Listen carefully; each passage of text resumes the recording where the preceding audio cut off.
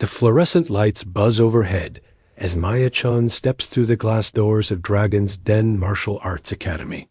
Her worn sneakers squeak against the polished wooden floors, and she clutches a crumpled flyer advertising beginner classes. At 32, she moves with the careful deliberation of someone who has learned to make herself small in a world that demands she take up less space. "Excuse me," she says softly to the receptionist, a teenager with perfectly sculpted eyebrows who doesn't look up from her phone. "I'm here for the beginner's class?" The girl glances up, takes in Maya's oversized hoodie and faded jeans, and smirks. "You sure you're in the right place? There's a yoga studio down the street." Maya's fingers unconsciously move to the chain around her neck, hidden beneath her collar. A small silver pendant rests against her heart wings spread wide, with an inscription too warm to read. The flyer said all levels welcome. Yeah, well, the flyer doesn't mention that this isn't some mech dojo where they hand out participation trophies. The receptionist's voice carries across the lobby, drawing attention from the advanced students, warming up in the main training area. Through the floor-to-ceiling windows that separate the lobby from the dojo, Maya watches men in pristine white gis executing perfect kata forms. Their movements are sharp, confident, almost violent in their precision. She recognizes the technique traditional Japanese karate mixed with modern combat applications. Her pulse quickens, muscle memory stirring after years of dormancy. "Look, lady," the receptionist continues, "Master Tanaka doesn't usually take on people like you, middle-aged, out of shape, probably here because your book club decided to try something empowering." She makes air quotes, her voice dripping with condescension. The main door to the training area slides open with a sharp crack. Master Kenji Tanaka emerges, his black belt worn soft from decades of use. At 55, he moves like a man half his age, every step purposeful and measured. His reputation precedes him 3-time national champion, heir to a martial arts dynasty that spans 4 generations. The Dragon's Den is his kingdom, and he rules it with an iron fist wrapped in the velvet glove of tradition. What's the commotion? His voice is quiet, but it cuts through the ambient noise like a blade. "This woman wants to join the beginner's class," the receptionist explains, as if Maya isn't standing right there. "I was explaining that we might not be the right fit." Master Tanaka's dark eyes appraise Maya from head to toe. She feels exposed, dissected, found wanting. "Have you trained before?" "A little, when I was younger." The lie tastes bitter on her tongue. Not a lie, exactly, but not the whole truth either. Her fingers find the pendant again, and she thinks of her father's voice. "True strength isn't loud, Maya-chan. It's unshakable." "A little." Tanaka's tone suggests he's heard this before. "Taibio? Kickboxing fitness classes?" Heat creeps up Maya's neck. "Something like that, Ms. Chun." A voice calls from behind her. She turns to see Dr. Sarah Mitchell, her trauma therapist, emerging from what must be the women's changing room. She's dressed in a crisp white GI, her brown belt tied with military precision. "I didn't expect to see you here." Maya's stomach drops. Of all the martial arts schools in the city, of course Dr. Mitchell would train at the one place Maya finally worked up the courage to visit. "Dr. Mitchell, I didn't know you. Train here? 3 years now.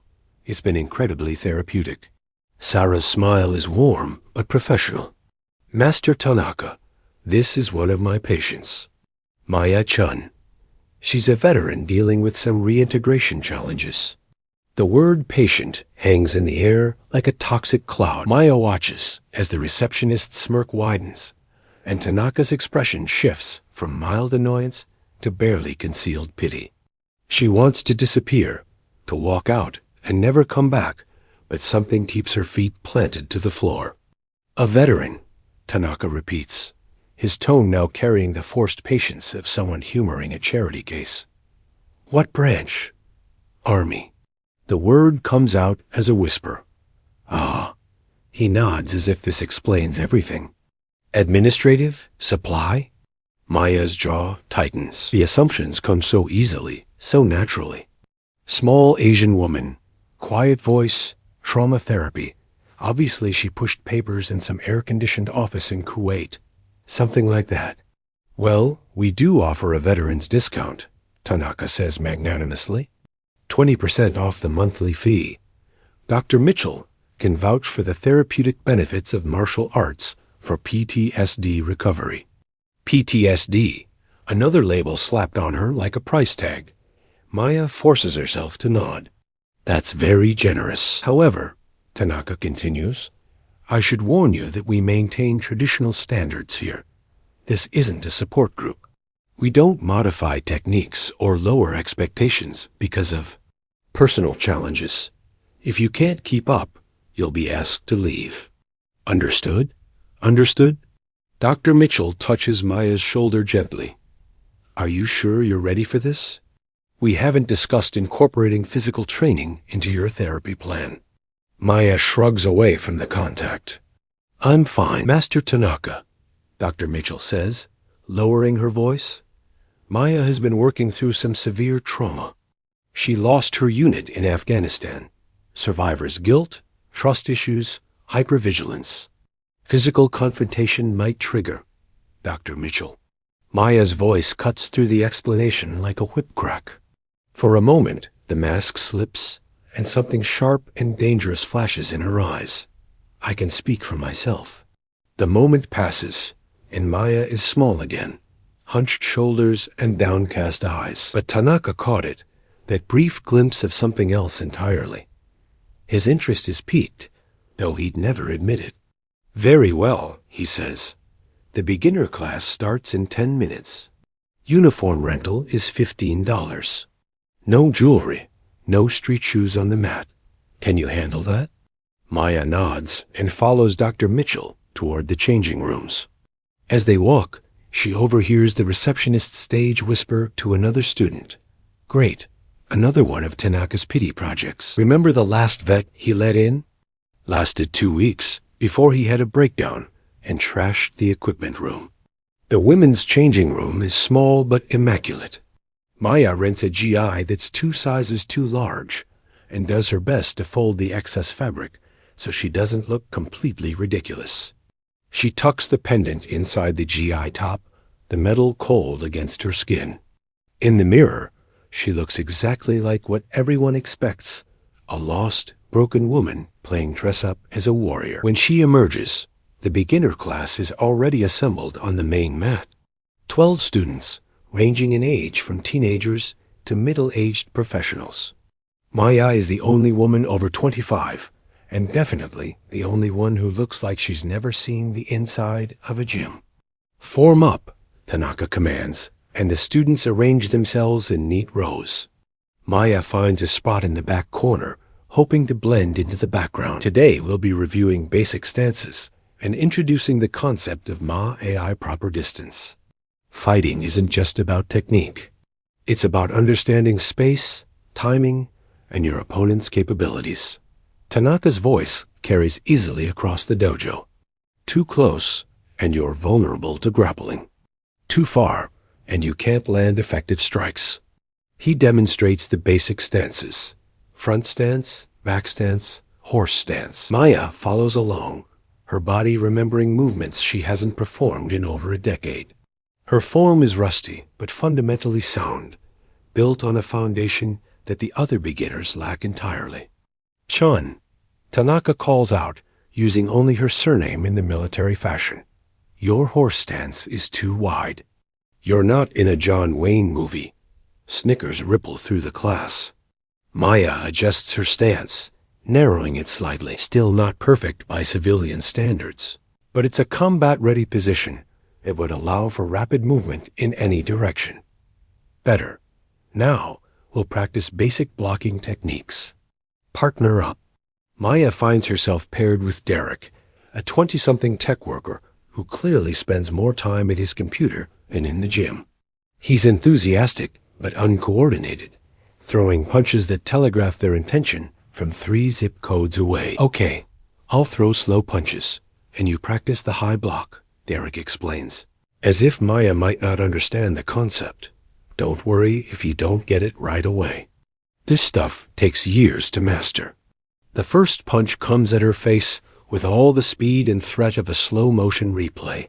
Maya's body reacts before her brain catches up, slipping the punch with a minimal head movement and bringing her forearm up in a picture-perfect rising block. The technique is crisp, economical, and completely instinctive.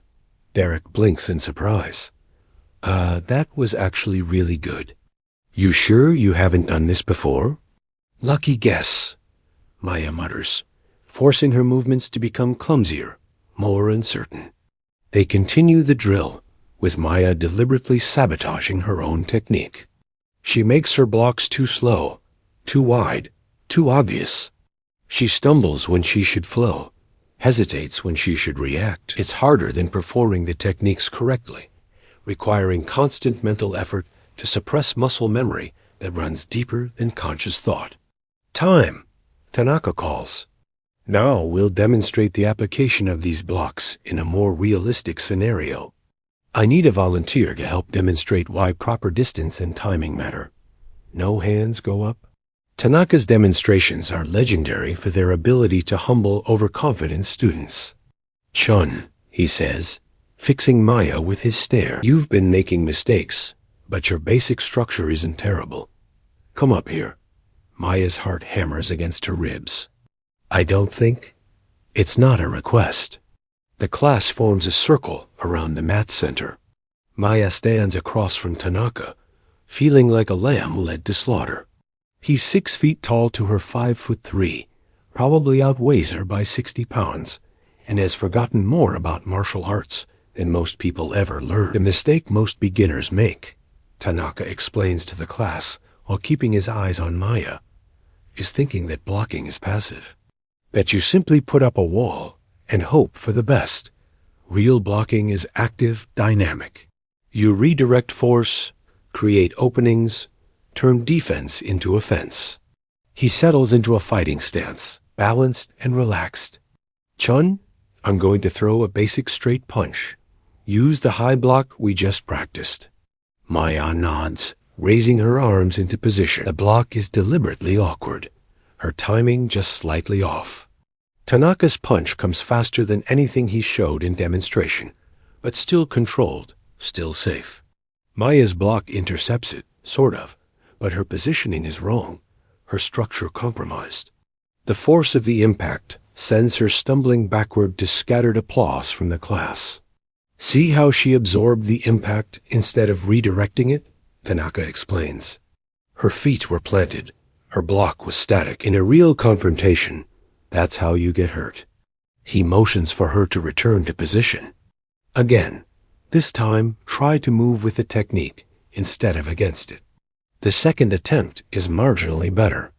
Maya allows herself to perform the block more correctly, but still with obvious flaws. The class watches with the fascination of people observing a car crash in slow motion. Improvement, Tanaka acknowledges. But you're still thinking too much. Martial arts isn't an intellectual exercise. It's about training your body to react without conscious thought. He glances at the clock on the wall. Class is nearly over, but he seems reluctant to let this teaching moment pass. One more time. But now I want you to forget everything you think you know about fighting. Stop trying to control the situation and just react. Something shifts in his posture, becomes more focused, more predatory. The punch that comes this time is faster, harder, carrying real intent behind it. Not enough to seriously injure, but enough to test whether Maya's instincts run deeper than her hesitation. Time slows. Maya sees the punch coming, not just the physical motion, but the shift in Tanaka's weight, the slight tension in his shoulder, the micro-expression that precedes the attack. Her body moves without permission from her brain, slipping offline to avoid the punch entirely, while simultaneously stepping forward into Tanaka's guard. Her right hand comes up in what appears to be a sloppy block, but the angle is wrong, the timing off. Instead of intercepting the punch, her forearm makes contact with Tanaka's extended arm just above the wrist. Her left hand, meanwhile, has somehow found its way to his GI lapel, and her right leg has hooked behind his left ankle. For a heartbeat, they're frozen in position, locked in a configuration that looks almost like an embrace. Then Maya seems to stumble, her feet tangling, and both of them go down. Except Tanaka hits the mat hard while Maya rolls smoothly to her feet, her face a mask of confused embarrassment. "Oh my God, I'm so sorry," she says, rushing to help him up. "I lost my balance. I didn't mean." Tanaka accepts her hand and rises slowly, his expression unreadable. The class erupts in nervous laughter and scattered comments about beginner's luck. But Tanaka knows what he felt in that moment. The subtle manipulation of his balance, the precise placement of her hands, the textbook perfect execution of what combat veterans call an accidental takedown. "Class dismissed," he says quietly. "Practice your stances at home. Next week, we'll work on basic punching techniques." As the students disperse, Maya hurries toward the changing room, but Tanaka's voice stops her. "Chun," a word. She turns back reluctantly, finding him studying her with new interest. The easy dismissal is gone from his eyes, replaced by something approaching respect. "That was an interesting stumble," he says carefully. "I'm really sorry. I know I shouldn't have. Where did you serve?" The question catches her off guard. "Various places." "What was your MOS?" "Military occupational specialty, the code that defines a soldier's primary job."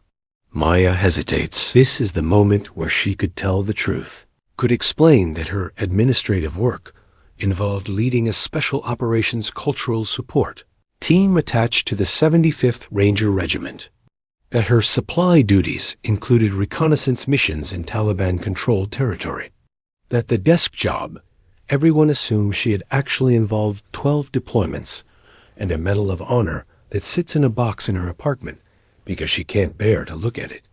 Instead, she shrugs. "Logistics, nothing exciting." Tanaka nods slowly, but his eyes suggest he's not buying it. "Well, logistics or not, you've got decent instincts. Keep training, and you might surprise yourself." Maya escapes to the changing room before he can ask any more questions. As she peels off the oversized GI, her hands shake slightly. The pendant swings free, catching the harsh fluorescent light. She holds it up, reading the inscription she's memorized. "For Maya, fly high, little bird." Dad, her father, had been career Army, a master sergeant who taught her to fight before she could properly tie her shoes. He'd died during her second deployment, and she'd carried his memory through every mission, every firefight, every night when the world tried to tear itself apart around her. Now she's just another broken veteran, hiding from her past, pretending to be weak so the world will leave her alone. It's easier this way, safer. But as she changes back into street clothes, Maya can't shake the feeling that she's made a mistake. Not in taking Tanaka down, that had been pure reflex, muscle memory overriding conscious control. The mistake was coming here at all, thinking she could dip her toe back into this world without getting pulled under. The next 3 weeks follow the same pattern. Maya attends the beginner classes religiously, maintains her facade of clumsy incompetence, and deflects Tanaka's increasingly pointed questions about her background. She makes friends with some of the other students, particularly Jennifer, a divorced accountant who started training after her ex-husband's attorney made her feel powerless during their custody battle. "I know I'm terrible at this," Jennifer confides after a particularly brutal sparring session, "but there's something liberating about knowing I could break someone's nose if I had to." Maya nods sympathetically while mentally cataloging 17 different ways she could disable Jennifer's imaginary attacker without leaving permanent damage. It's not callousness. It's simply how her mind works now, always calculating angles and distances, always planning 3 moves ahead. The other students have accepted her as the class mascot, the trying-hard middle-aged lady who makes them feel better about their own progress. Derek has appointed himself her unofficial mentor, offering advice that makes Maya want to demonstrate the difference between his textbook knowledge and practical application. She smiles and nods and lets him feel useful. But Tanaka watches. He pairs her with different partners during drills, testing her reactions. He increases the speed and intensity of his demonstrations when she's his assistant. He asks casual questions about her military service that aren't casual at all. You know, he says after a session focusing on knife defense, most logistics personnel don't react to blade work the way you do. Maya freezes while adjusting her GI belt. What do you mean? Your eyes. They track the weapon instead of focusing on the hand holding it. That's advanced training. Maybe I watch too many action movies. Maybe. But his tone suggests otherwise. The breaking point comes during the 4th week, when Tanaka announces that the beginner class will be joined by some of the intermediate students for a friendly sparring session. Maya watches with growing dread as a dozen brown and black belts file onto the mat, their movements carrying the fluid confidence of serious practitioners. Among them is Marcus Webb, a local MMA fighter who trains at the dojo to improve his traditional techniques. At 28, he's all muscle and swagger, a kind of man who assumes his physical advantages make him invincible. Maya recognizes the type. She's put several of them in the hospital over the years. All right, everyone, Tanaka announces, we're going to practice light contact point sparring. The advanced students will help demonstrate proper technique and control. Remember, this is about learning, not winning. The pairings are announced, and Maya's stomach sinks when she hears her name called alongside Marcus's. She looks across the mat to find him grinning at her with predatory amusement. Try not to hurt me, sweetheart, he says loud enough for everyone to hear. I know how vicious you accountant types can be. The class laughs dutifully. Maya forces a nervous smile and takes her position across from him. In the corner of her eye, she sees Dr. Mitchell watching with professional concern. First to 3 points wins, Tanaka explains. Light contact only. We're practicing control, not trying to prove anything. Marcus bounces on his toes, loosening up his shoulders. Don't worry, I'll take it easy on you. Maybe throw some slow ones so you can practice those blocks. Maya nods and settles into the sloppy fighting stance she's been cultivating. Her hands are too low, her feet positioned wrong, her guard full of holes that Marcus spots immediately. Ready? Tanaka asks. Begin. Marcus doesn't waste time with subtlety. He throws a lazy jab toward Maya's head, fully expecting her to stumble through some approximation of a block that he can easily counter for an easy point. Instead, Maya slips the punch with minimal movement and steps forward, her right hand snapping out in what looks like another clumsy technique. Her knuckles make light contact with Marcus's solar plexus officially, a point under the sparring rules, but delivered with just enough force to make him exhale sharply.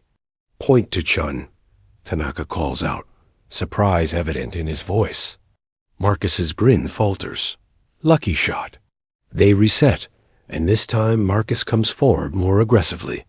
He throws a combination jab, cross, hook that would overwhelm most beginners. Maya moves through the attacks like water, her defense so economical it appears effortless. When an opening presents itself, she scores with a quick backfist to Marcus's ribs. 2-0, Chen. The dojo has gone quiet. The other sparring matches have stopped as everyone turns to watch this impossible upset unfold. Marcus's face flushes red, his ego bruised worse than his ribs. What the hell was that? He mutters, but loud enough for everyone to hear. This is supposed to be light contact, not whatever ninja bullshit you're pulling. Maya keeps her expression neutral, but something cold settles in her chest. Sorry, I'm still learning. Learning what? How to sucker punch people. That's enough, Tanaka interjects, but Marcus is just getting started. I'm serious, man. She's either sandbagging or she's dangerous. Either way, she doesn't belong in a beginner class. He addresses Maya directly now, his voice carrying across the silent dojo. You want to tell us what your real story is, lady? Because this scared little veteran act isn't fooling anyone anymore. The words hit Maya like physical blows. Scared little veteran. Act. The careful walls she's built around herself start to crack, and something darker begins to leak through. "I think we should stop," Dr. Mitchell says, stepping forward.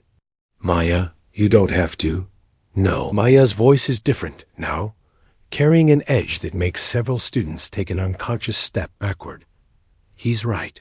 I have been holding back. She turns to face Marcus fully, and he sees something in her eyes that makes his boxer's instincts scream warnings. "You want to know my real story? Fine, but if we're going to do this, we do it properly." Tanaka recognizes the shift in atmosphere, the electric tension that precedes real violence. "Chen, stand down." "This is just training." "Is it?" Maya asks, never taking her eyes off Marcus. "Because he seems to think I'm faking something. Maybe I should show him what I'm really capable of." Marcus, committed now to his course of action, nods aggressively. "Yeah, let's see what you've got without the beginner's luck." What happens next unfolds in the space between heartbeats. Marcus rushes forward, throwing an overhand right with legitimate knockout power behind it. Maya doesn't retreat or block or attempt to redirect the force. Instead, she moves forward into the attack, her left hand rising to meet Marcus's wrist while her right drives toward his throat. At the last possible second, she pulls the strike, leaving her knuckles hovering a paper's width from his windpipe. Simultaneously, her left leg sweeps his right ankle while her right knee drives toward his liver, stopping with the same surgical precision. Marcus finds himself frozen in a position of perfect vulnerability, unable to move without impaling himself on Maya's barely restrained strikes. The realization of how completely he's been controlled, how easily she could have ended him, shows on his face as pure shock.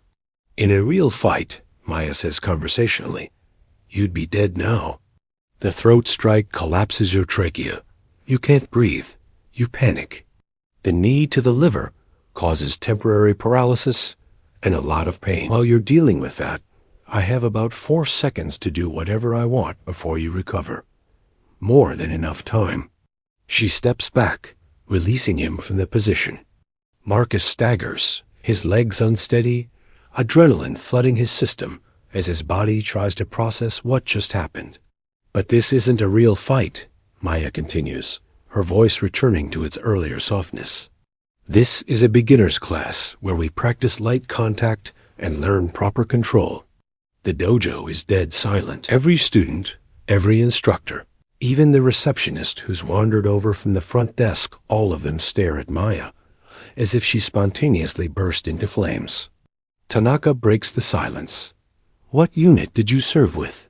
Maya's hand moves unconsciously to her throat, to the pendant hidden beneath her GI. 75th Ranger Regiment, Special Operations Cultural Support Team. How many deployments? 12. Combat. Everyone. Tanaka nods slowly, pieces falling into place. "And you've been pretending to be a beginner because it's easier." Maya's voice is barely audible now, the warrior mask slipping to reveal something fragile underneath.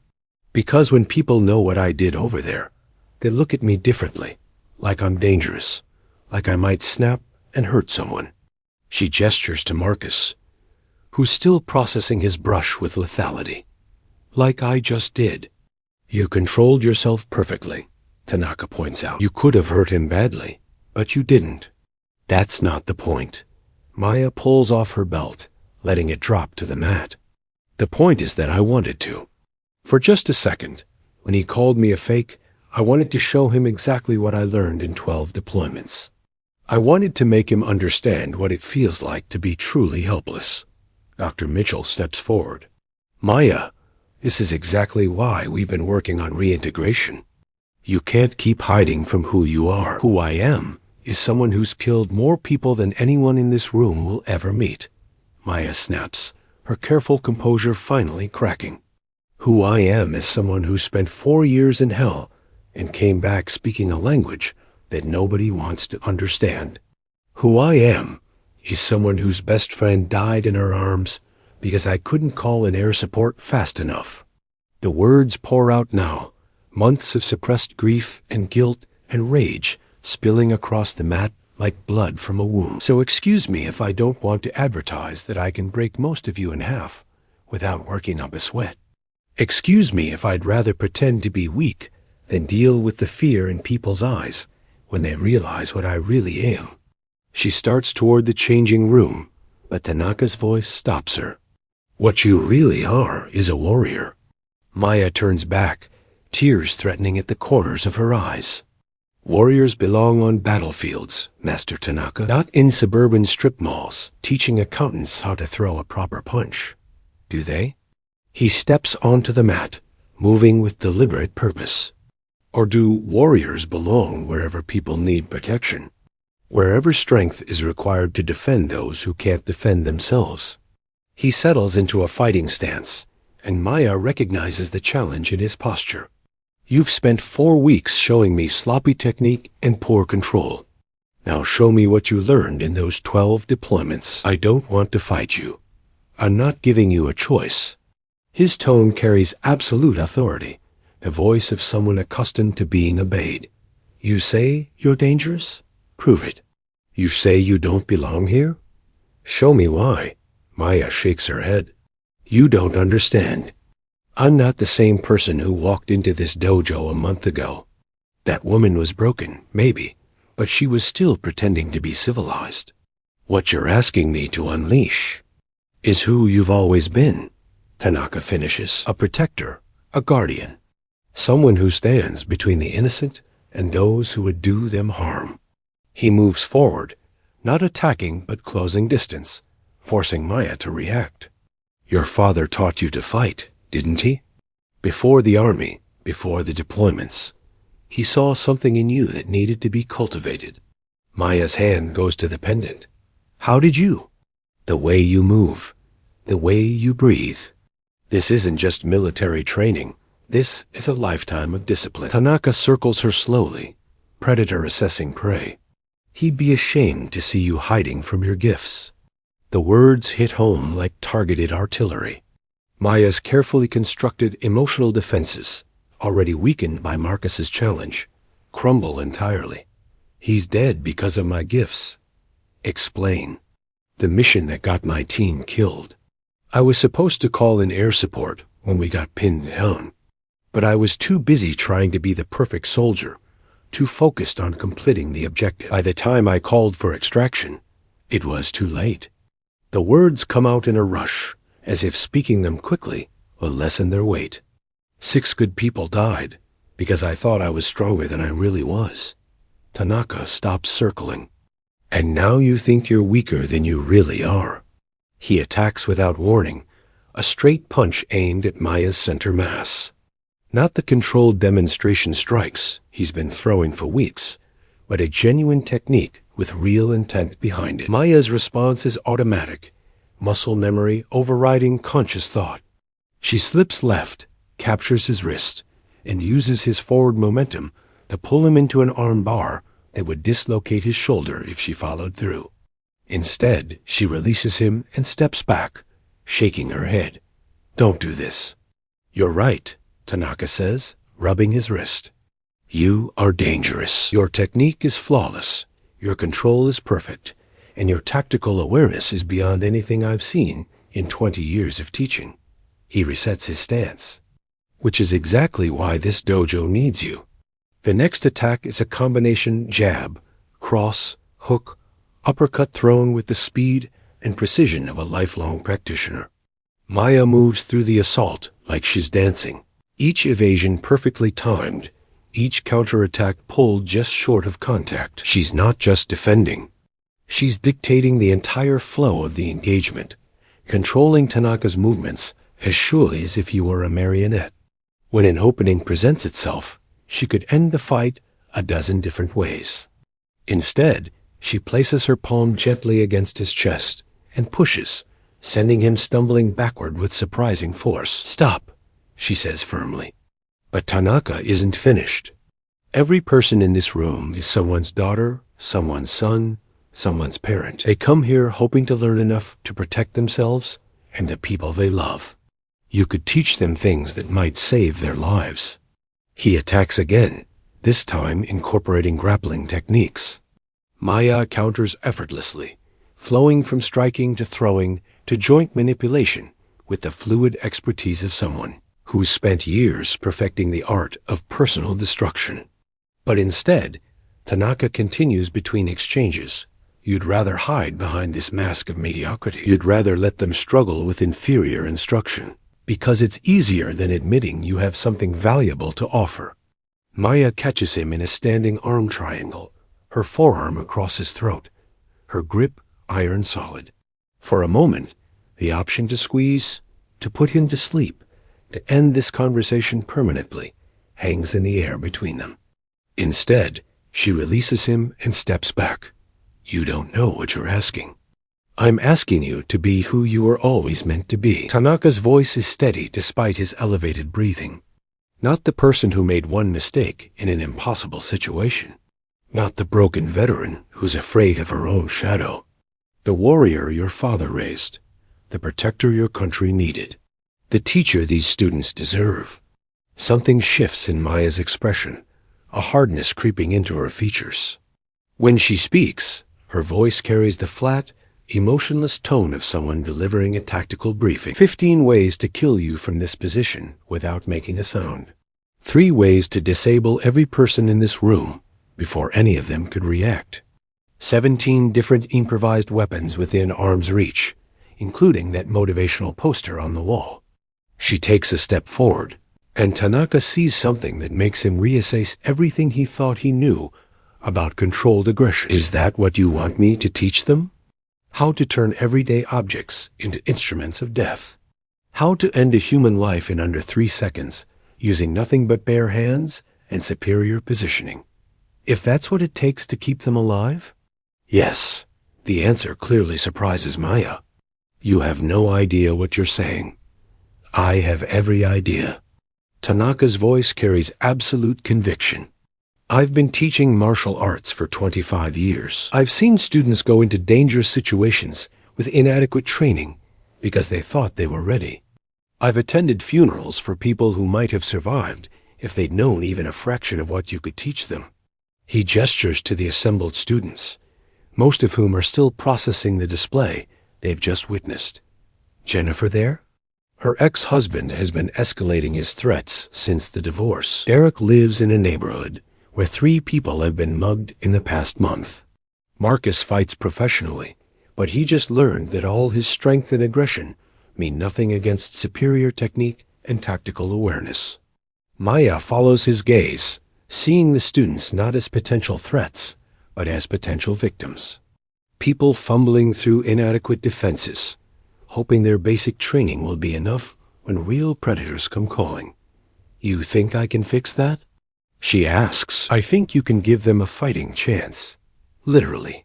For a long moment, Maya stares at the pendant in her palm, weighing the choice that's been presented to her. Hide behind comfortable mediocrity, or step back into a world where her skills matter, where her experience has value, where the lessons learned in blood and loss might save innocent lives. One condition, she says finally. Name it. No more lies. No more pretending to be something I'm not. If I do this, I do it as myself completely and without apology. Tanaka nods. Agreed. Maya looks around the room one more time, her gaze lingering on each face. When she speaks, her voice carries the quiet authority of someone accustomed to life and death decisions. Class dismissed. Tomorrow we start over. Real training this time. As the students file out, Maya remains on the mat, holding her father's pendant up to the light. The inscription is clearer now, as if her honesty has somehow polished away years of tarnish. For Maya fly high, little bird. Dad for the first time in months. Maya Chen allows herself to stand at her full height, shoulders back, spine straight. She's done pretending to be small. The broken veteran was a mask. The incompetent beginner was a lie. What she really is, what she's always been, is a warrior who forgot that the war doesn't end just because you come home. It just moves to different battlegrounds, against different enemies, in defense of different people. But the mission remains the same. Protect those who cannot protect themselves. Tomorrow, the real training begins. 3 months later, Dragon's Den Martial Arts Academy has a waiting list for the first time in its history. Word has spread through the community about the advanced survival techniques being taught by the quiet Asian woman who can disarm an attacker with a coffee cup and teach a grandmother to break an assailant's grip. Retry G, continue edit 3 months later. Dragon's Den Martial Arts Academy has a waiting list for the first time in its history. Word has spread through the community about the advanced survival techniques being taught by the quiet Asian woman who can disarm an attacker with a coffee cup and teach a grandmother to break an assailant's grip with nothing but proper leverage and timing. Maya stands before her advanced class, no longer the beginner group, but a carefully selected cohort of students who've proven they can handle the psychological weight of truly effective combat training. Jennifer is there, her confidence transformed after successfully defending herself against her ex-husband's drunken assault 2 weeks ago. Derek has become her assistant instructor, his analytical mind perfect for breaking down complex techniques into teachable components. Even Marcus is there, his ego replaced by genuine respect after Maya spent 3 weeks systematically dismantling every assumption he'd held about fighting. He's become her most dedicated student, finally understanding that true martial arts isn't about proving dominance, but about accepting responsibility. Today we're going to discuss something that most martial arts schools never address. Maya begins, her voice carrying easily across the mat. The psychological aftermath of defending yourself successfully. She moves to the center of the training area, where a collection of everyday objects sits arranged on a small table: keys, a pen, a rolled-up magazine, a coffee mug. Anyone can learn to hurt someone. The human body is fragile, and there are hundreds of ways to exploit that fragility. But what happens in your mind when you realize you've just broken another person's arm? When you see the fear in their eyes as they understand they've chosen the wrong victim? Jennifer raises her hand tentatively. It's not like in the movies. Explain. When I used that wrist control technique on Brad, my ex, he went down screaming. For a second, I felt ... powerful. But then I saw the look on his face, and I just felt sick. Even though he deserved it, even though he was trying to hurt me, part of me wanted to help him up and apologize. Maya nods approvingly. That's a normal response. It means you're still human. The day you stop feeling something when you hurt another person is the day you've crossed a line you can't come back from. She picks up the coffee mug, turning it slowly in her hands. This is just ceramic and porcelain, but in the right hands, applied to the right pressure points, it becomes a weapon capable of stopping a 200-pound attacker. The question isn't whether you can do it. The question is whether you can live with having done it. Dr. Mitchell, who's become a regular observer of Maya's classes, takes notes from her position near the wall. She's watching Maya's reintegration process with professional fascination and personal pride. The broken woman who'd walked into her office 8 months ago has been replaced by someone who's found a way to transform trauma into purpose. Sensei Chen, Derek says. The title came naturally after the first week of Maya's real instruction. How do you deal with the guilt? I mean, you've obviously had to make these choices in real situations. Maya sets down the mug and is quiet for a long moment. This is the question she knew would come eventually, the one that cuts closest to the bone. You remember why you did it, she says finally. Not the immediate reason, the anger or fear or adrenaline, the deeper reason. The people you were protecting. The innocents who would have suffered if you hadn't acted. She walks to the window overlooking the parking lot, where parents are dropping off children for the youth classes. In Afghanistan, I killed the Taliban commander who was using children as human shields. 12-year-olds with AK-47s and suicide vests, forced to fight by men who saw them as expendable resources. The class listens in absolute silence. These stories don't come often, and when they do, they carry the weight of hard-earned wisdom. I could have followed rules of engagement, called for backup, waited for a cleaner solution. But while I was being careful and proper, more children would have died, so I made a choice. Maya's voice is steady, clinical. One shot, center mass. The commander went down, and his child soldiers scattered. 17 kids went home to their families instead of dying for someone else's war. She turns back to face the class. I don't lose sleep over that kill. I lose sleep over the ones where I hesitated, where I tried to find a perfect solution in an imperfect situation. The teammate who bled out while I was trying to be merciful to the sniper who shot her. Marcus speaks up, his voice uncharacteristically subdued. Is that why you teach us to end fights quickly? No fancy techniques, no prolonged exchanges? Exactly. Maya moves back to the equipment table, picking up the rolled magazine. Violence should be swift, decisive, and final. Not because you want to hurt someone, but because you want the danger to stop as quickly as possible. She demonstrates the magazine technique, a simple thrust to the throat that would collapse an attacker's windpipe on a practice dummy. The movement is economical, almost casual, but devastatingly effective. The longer a fight goes on, the more variables enter the equation. The attacker might have friends nearby. They might be armed with something you haven't seen. They might get lucky and land a disabling blow, or innocent bystanders might get hurt. Jennifer raises her hand again. But what if you're wrong? What if the person you hurt wasn't really a threat? It's a good question, a kind that separates students who are serious about self-defense from those who are just playing at being warriors. Maya considers her answer carefully. That's why awareness is the first and most important skill I teach.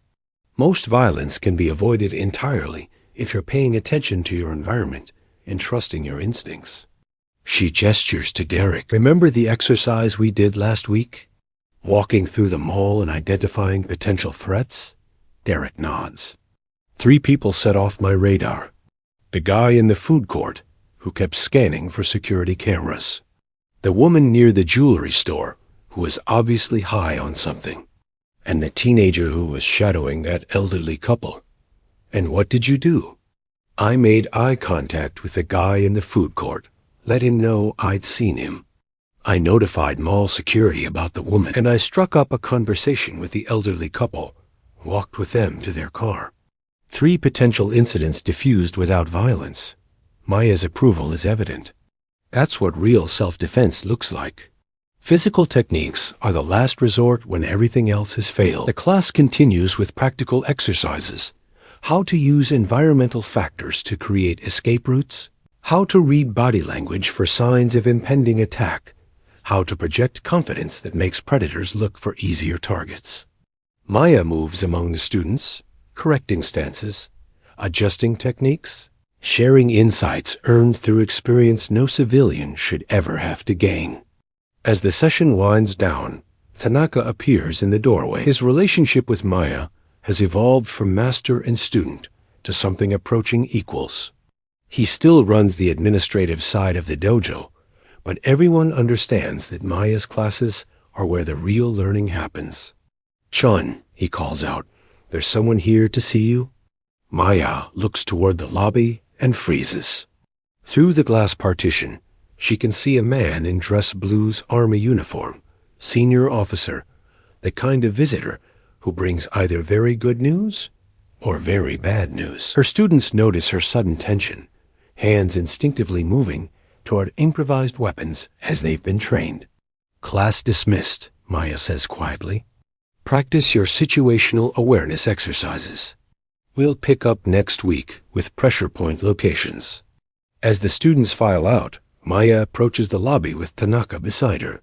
The officer is a colonel, late 50s, with the weathered look of someone who's spent serious time in combat zones. His ribbon rack tells a story of multiple deployments, and his eyes carry the same 1,000-yard stare that Maya sees in her own mirror. Master Sergeant Chen, he says, using her former rank. I'm Colonel Harrison, Pentagon Liaison for Special Operations Command. Maya doesn't extend her hand, doesn't offer pleasantries. Military visitors in civilian spaces rarely bring social calls. Colonel, I've been following your work here. Impressive rehabilitation program you've developed. His tone is carefully neutral, but Maya catches the subtext. This isn't about her teaching credentials. If you're here to talk about re-enlisting, you can save your breath. I've done my time. Actually, I'm here about someone else's time. Harrison pulls out a tablet, shows Maya a photograph. Recognize him? The face on the screen makes Maya's blood run cold. Ahmad Hassan, a Taliban commander she'd encountered during her final deployment. According to intelligence reports, he'd been killed in a drone strike 6 months after her unit was overrun. Apparently, the reports were wrong. He's alive, Maya says. It's not a question. Very much so. And he's been asking about you specifically. Seems you made quite an impression during your last encounter. Maya remembers that encounter vividly, a 3-day running firefight through mountain terrain, Hassan's forces hunting her surviving team members with methodical precision. She'd bought time for her people to reach the extraction point by engaging Hassan directly, using terrain and superior tactics to hold off a force 10 times her size. He blames you for the destruction of his network, Harrison continues. Lost a lot of credibility when a single American woman outmaneuvered his entire command structure. Ancient history, Colonel. Whatever Hassan is planning, it's not my problem anymore. Harrison's expression suggests otherwise. 3 weeks ago, Hassan entered the United States on a forged passport. 2 weeks ago, one of his associates was spotted in this city. Yesterday, someone took photographs of this dojo from the parking lot across the street. Maya feels the familiar tightness in her chest, the hypervigilance that kept her alive through 12 deployments suddenly slamming back into full activation. You think he's coming here. I think he's been planning this for a long time. You cost him everything he'd built over there. Now he wants to return the favor. Tanaka, who's been listening with growing alarm, steps forward. What kind of threat level are we talking about? Should we close the school? That's up to Sergeant Chen, Harrison replies. Officially, the Pentagon can't provide protection for civilian targets based on unconfirmed intelligence. Unofficially, he slides a business card across the reception desk. That number reaches me directly, 24 hours a day. After Harrison leaves, Maya stands in the empty lobby, staring at the business card. Through the windows, she can see the parking lot where her students will gather tomorrow, where parents will drop off children for classes, where innocent people will go about their lives completely unaware that they've wandered into someone else's war. Maya. Tanaka's voice is gentle but urgent. What do we do? Maya looks around the dojo at the mats where she's taught Jennifer to defend herself, at the walls lined with photographs of successful students, at the trophy case filled with competition victories that suddenly seem insignificant compared to the stakes that have just been raised. We do what we always do, she says finally. We protect the people who can't protect themselves. But even as she says it, Maya knows that this isn't going to be like teaching housewives to break chokeholds or showing college kids how to escape from grabs. Hassan isn't some opportunistic criminal looking for easy targets. He's a professional killer with a personal vendetta, and he's had months to plan his revenge. The war has followed her home after all. That night, Maya sits in her apartment, cleaning weapons she'd hoped never to touch again. The Medal of Honor sits open on her coffee table, a piece of metal and ribbon that represents the worst day of her life, when she'd held the line long enough for air support to arrive, but not long enough to save her team. The citation reads like propaganda, for conspicuous gallantry and intrepidity at the risk of her life above and beyond the call of duty. But Maya remembers the reality, the sound of her friends dying over the radio, the weight of command decisions that left good people in body bags, the crushing responsibility of being the one who survived. She'd thought that chapter of her life was closed. The dojo was supposed to be her peace dividend, a place where her skills could serve something constructive instead of destructive, where she could build instead of break. Now Hassan threatens to turn her sanctuary into a battlefield. Maya's phone buzzes with a text from Jennifer. Saw the news about increased security downtown.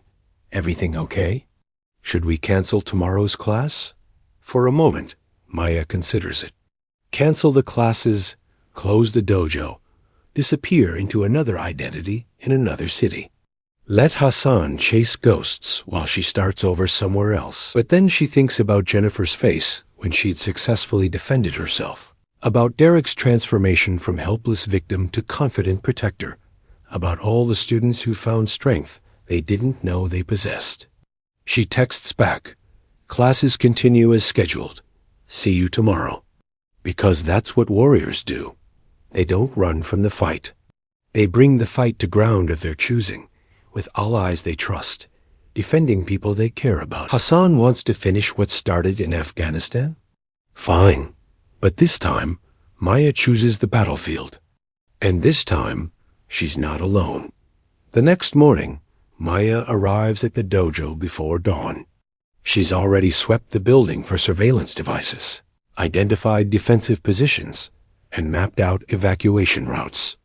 Her students will train today, but they'll do so under conditions that would make most bodyguards nervous. As the morning classes begin, Maya watches the parking lot through the windows, looking for patterns that don't belong, faces that appear too often, vehicles that linger too long. Her students notice her heightened alertness, but don't ask questions. They've learned to trust her instincts. It's during the lunch break that Maya spots him, a man in construction clothes, sitting in a van across the street, ostensibly eating a sandwich, while actually photographing everyone who enters or leaves the building. He's good, but not good enough to fool someone who spent years hunting and being hunted by professionals. Maya calls Harrison's number. He's here. White van, construction markings, one observer conducting surveillance. We can pick him up for questioning. No, if you spook him, Hassan will just send someone else. Someone I might not spot as easily. Maya watches the man through the window, calculating angles and distances. I want to follow him back to Hassan. That's not your job anymore, Sergeant. It became my job the moment he threatened my students. Harrison is quiet for a moment. What do you need? Time, and backup if things go sideways. You'll have both. Maya hangs up and approaches Tanaka, who's been watching her with growing concern. I need you to implement the emergency protocols we discussed. The ones you said we'd hopefully never need? Those ones. Send the afternoon classes home, lock down the building, and call in some favors with your advanced students, the ones with military or law enforcement backgrounds. Tanaka nods grimly. How bad is this going to get? Maya looks out at the van, where Hassan's operative continues his surveillance, unaware that he's now being hunted by the very person he's supposed to be watching. That depends on how smart Hassan is, and how far he's willing to go to settle a score. As it turns out, Hassan is very smart, and he's willing to go quite far indeed. The tracking device Maya places on the van leads to a warehouse in the industrial district, where thermal imaging reveals at least 6 individuals and enough electronic signatures to suggest serious communications equipment. Harrison's intelligence proves accurate. This isn't a simple revenge plot, but a carefully planned operation with resources and coordination that speak to significant backing. Weapons? Harrison asks through Maya's earpiece. Assuming they're armed for serious work. Automatic weapons, explosives, the full package. Maya adjusts her position on the warehouse roof, where she's been conducting reconnaissance for the past 2 hours. This isn't about killing me quietly. Hassan wants to make a statement. What kind of statement? Maya thinks about the psychological profile she developed on Hassan during their previous encounters. Intelligent, patient, driven by a complex mixture of personal honor and religious conviction. The kind of enemy who sees every conflict in terms of larger narratives, symbolic victories, cosmic justice. He wants to prove that America's elite soldiers are vulnerable, that he can reach into the heart of our communities and destroy the people we consider heroes. Maya shifts her observation angle, getting a better view of the warehouse's defensive preparations. He's not just coming for me. He's coming for everyone I've trained, everyone I care about. He wants to turn the dojo into an object lesson about the price of crossing him. ETA on our response team? 20 minutes. But they won't wait that long. As if summoned by her words, Maya's phone buzzes with an incoming call. The number is blocked, but she knows who it is before she answers. Sergeant Chen. The voice carries a slight accent, cultured English, spoken by someone who learned it in universities rather than on the street. I was beginning to think you had forgotten our appointment in the mountains. Hassan. Maya keeps her voice level, professional. Heard you were dead. Reports of my death, as your American saying goes. But then, reports of your heroism were similarly exaggerated. The dig is calculated, designed to provoke an emotional response. Maya doesn't take the bait. What do you want? Justice. Closure. The satisfaction of finishing what we started. Hassan's tone suggests he's enjoying this conversation. You cost me everything I had built. My network, my reputation, my position within the movement. It seems only fair that I return the favor. This is between us. Leave the civilians out of it. Hassan laughs, a sound without humor. Civilians? These people you've been training to kill? These students who hang on your every word about the proper way to end a human life? His voice hardens. There are no civilians in war, Sergeant. You taught me that lesson very thoroughly. The line goes dead. Maya immediately calls the dojo. Tanaka here. It's happening now. Get everyone out. Implement full evacuation protocols. Maya, there are 40 people in the building. Afternoon classes. Parents picking up kids from the youth program. And you better move fast. Maya is already rappelling down the side of the warehouse when the first explosion rocks the dojo 3 miles away. Even at this distance, she can see the pillar of smoke rising into the afternoon sky and hear the sirens that are already racing toward the scene. Hassan has made his opening move. Now it's Maya's turn. The warehouse assault is swift and surgical. Maya moves through Hassan's position like a force of nature. Her 12 deployments worth of experience distilled into 5 minutes of perfectly executed violence. The men Hassan brought are professionals, but they're used to fighting conventional forces, enemies who announce themselves and follow rules of engagement. Maya follows no rules except effectiveness. She appears and disappears like a ghost, striking from unexpected angles, using the warehouse's industrial equipment as both weapons and concealment. When it's over, 5 men are down, and Hassan has vanished through an escape route he'd obviously prepared in advance. But he's left something behind a laptop with detailed surveillance photos of Maya's students. Their home addresses, their daily routines. Hassan wasn't planning a simple assassination. He was planning a campaign of terror, methodically destroying everyone Maya cares about until she had nothing left to protect. Maya races back to the dojo to find organized chaos. The explosion was smaller than it sounded, a car bomb in the parking lot designed to cause panic rather than casualties. The building is intact, the students are safe, but the message is clear. Hassan can reach them anytime he wants. Casualty report, Maya demands as she arrives on scene. 2 students with minor injuries from flying glass. Jennifer sprained her ankle during the evacuation. That's it. Tanaka looks stunned but functional. Your emergency protocols worked. We had everyone out in under 3 minutes. Maya surveys the scene-shattered windows, damaged cars, emergency vehicles everywhere. The parents who've come to collect their children look shell-shocked, confused, afraid. This was supposed to be a safe place, a sanctuary where ordinary people could learn extraordinary skills. Now it looks like a war zone. Maya. Dr. Mitchell approaches, her professional composure cracked but holding. The authorities want to speak with you. FBI, ATF, Homeland Security. They have questions about your military service, about why someone would target this place specifically. Maya nods, but her attention is focused on something else. A white van parked at the edge of the crowd, its occupant recording everything with a professional-grade camera. Hassan is documenting his handiwork, probably planning to use the footage for recruitment videos or propaganda purposes. Tell them I'll be available for questions in an hour, Maya says. Right now, I have something more urgent to handle. She moves through the crowd with predatory purpose, but the van pulls away before she can reach it.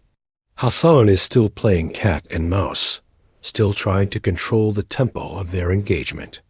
That night, Maya calls a meeting of her senior students, the ones with military or law enforcement backgrounds, the ones who understand that some threats can't be handled through official channels. They gather in Tanaka's house, away from any possible surveillance, and Maya lays out the situation in stark terms. Hassan won't stop with property damage. He'll escalate until he gets the symbolic victory he's looking for. That means casualties, probably starting with the people closest to me. Maya spreads surveillance photos across Tanaka's dining room table. He's been watching all of you. He knows your routines, your vulnerabilities, your families. Marcus studies his own photo with grim fascination. So what's the play? We can't exactly call in an airstrike on a warehouse. We do what special operations forces do when facing an asymmetric threat. We deny him the initiative. Maya points to a map of the city, marked with locations Hassan's people have been spotted. He's operating out of multiple sites, keeping mobile, trying to stay unpredictable. But he has one weakness. Which is? Jennifer asks. He's obsessed with me personally. This isn't just about terrorizing random Americans. It's about proving he can defeat the woman who humiliated him in Afghanistan. That obsession makes him predictable.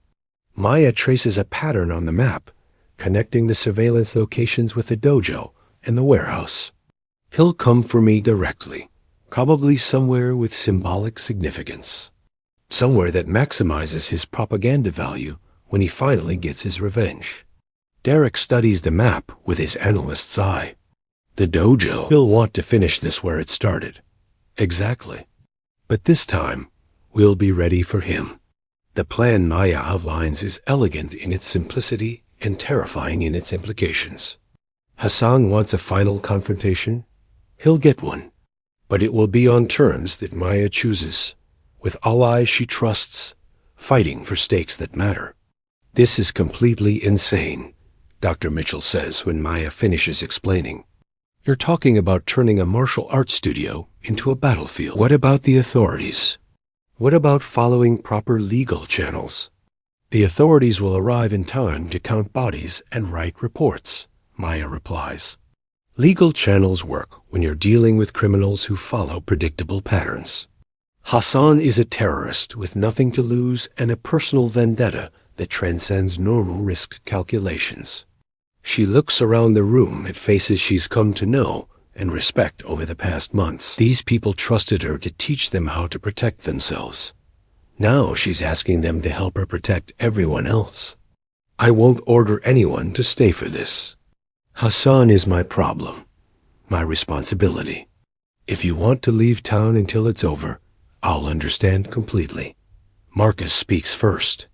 Where else am I going to find an instructor who can teach me to disarm someone with a paper clip? Jennifer nods agreement. You gave me my life back. The least I can do is help you keep yours. One by one, they commit to the plan.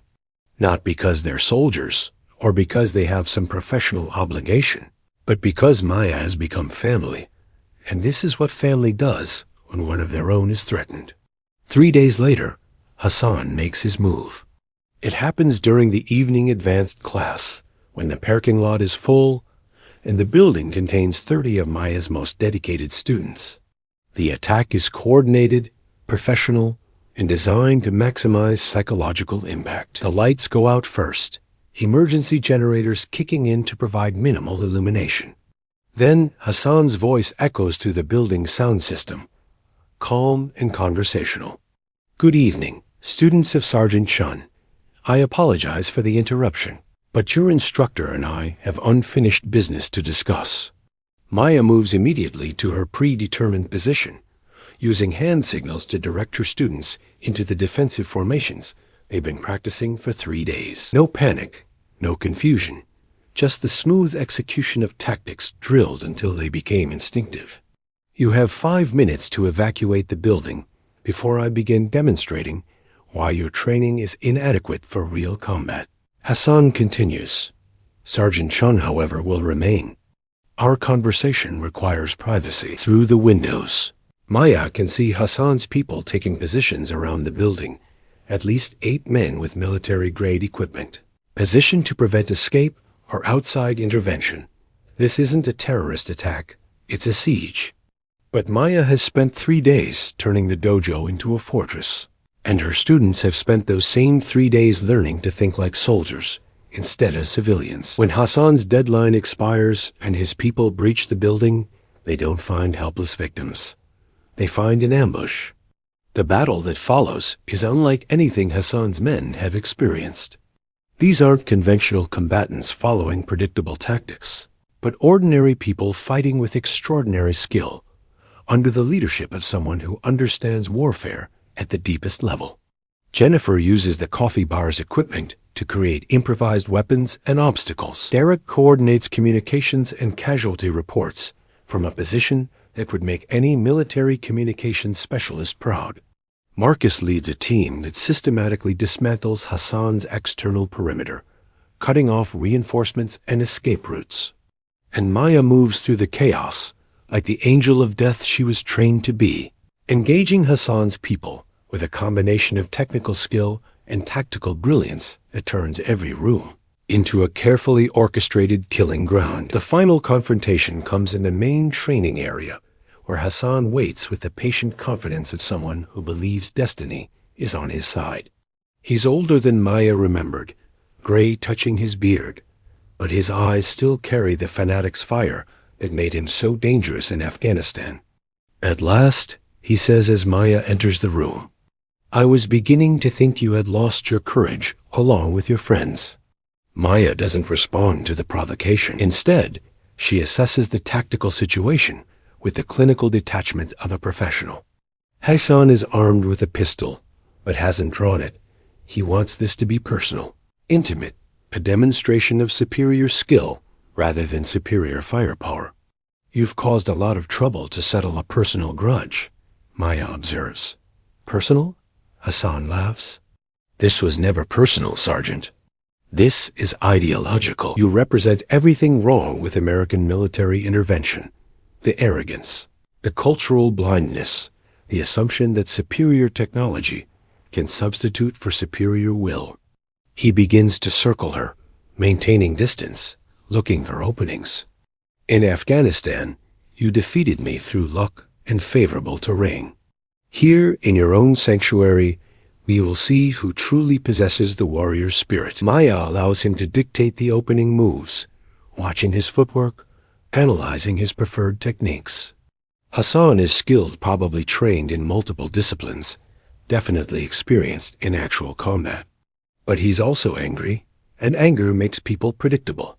When he attacks, it's with the fluid combination techniques of someone who's spent years perfecting the art of personal destruction. Maya responds with the economical precision of someone who's spent years learning to survive, flowing around his strikes like water around stone. The engagement that follows is a masterclass in applied violence, 2 masters of their respective arts, testing each other's limits. Hassan fights with the passionate intensity of someone avenging a sacred wrong. Maya fights with the cold efficiency of someone protecting innocent people. In the end, efficiency wins. The technique that ends it is simple. Almost casual Hassan overcommits to a high strike. Maya steps inside his guard, and her elbow finds the nerve cluster just below his ear. He drops like a marionette with severed strings, unconscious before he hits the mat. Maya stands over Hassan's motionless form, breathing hard but uninjured. Around the dojo, the sounds of combat have faded as Hassan's remaining men either surrender or retreat. The siege is over, but as sirens wail in the distance and emergency responders finally arrive on scene, Maya realizes that something fundamental has changed. The mask of ordinary civilian is gone forever, burned away in the crucible of real combat. Her students have seen her as she really is not a broken veteran hiding from her past. but a warrior who chose to use her skills in defense of others. Sensei? Jennifer approaches cautiously, using the title with new understanding of what it really means. What happens now? Maya looks around the dojo, at the damaged equipment, the scattered debris, the faces of people who trusted her enough to fight beside her. Then she looks down at Hassan, who represents a chapter of her life she thought was closed. Now we clean up the mess, she says. And tomorrow we start training again. Because there will always be people who need protecting, and we're the ones with the skills to do it. As federal agents take Hassan into custody and paramedics tend to the wounded, Maya stands in the center of her dojo and makes a silent promise to her father's memory. She will never again pretend to be less than she is. She will never again hide from the responsibility that comes with her abilities. She is Master Sergeant Maya Chen, holder of the Medal of Honor, veteran of 12 combat deployments, and teacher of the deadliest martial arts school in the city. And she's exactly where she belongs. 6 months later, the Dragon's Den Martial Arts Academy has moved to a larger facility and operates under the joint oversight of several federal agencies who recognize the value of having someone with Maya's skills training civilians in realistic self-defense. The waiting list is now 6 months long, and Maya has started an instructor certification program for military veterans who want to transition their combat skills into civilian protection roles. Maya stands before her black belt class, all of them people who've proven they can handle the psychological and physical demands of truly effective martial arts. They're doctors and teachers, mechanics and accountants, parents and students. But they're also guardians, protectors, the thin line between predators and prey in a world that's more dangerous than most people want to acknowledge. True strength, Maya tells them, echoing her father's words from so many years ago, isn't loud, it's unshakable. It doesn't announce itself or demand recognition. It simply stands between the innocent and those who would do them harm. She looks out at their faces, serious, dedicated, transformed by the knowledge of what they're capable of when pushed to their limits. Class dismissed. Train hard, fight easy, and remember, we are the guardians others never see coming. As her students bow and file out, Maya remains on the mat, holding her father's pendant up to the light. The inscription is clear now, polished bright by honest use. For Maya fly high, little bird. Dad, she's finally learned to fly.